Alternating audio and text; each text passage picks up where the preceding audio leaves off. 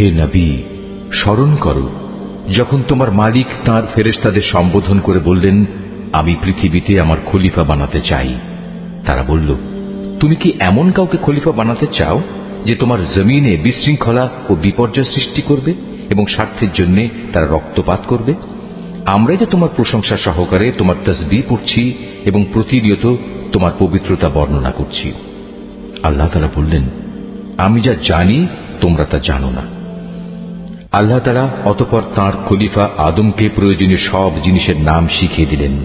পরে তিনি সেগুলো ফেরেশতাদের কাছে পেশ করে বললেন, তোমাদের আশঙ্কার ব্যাপারে তোমরা যদি সত্যবাদী হও তাহলে তোমরা আমাকে এর নামগুলো বলো তো।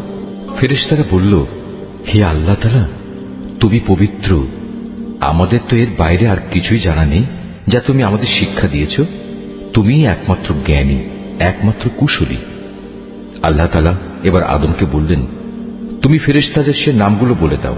অতএব আদম আল্লাহর নির্দেশে ফেরেশতাদের সামনে নামগুলো যখন সুন্দরভাবে বলে দিল, তখন আল্লাহ তাআলা বললেন, আমি কি তোমাদের বলিনি যে আমি আসমান সমূহ ও জমিনের যাবতীয় গোপন বস্তু জানি, এবং তোমরা যা কিছু প্রকাশ করো আর যা কিছু গোপন করো আমি তাও ভালোভাবে জানি।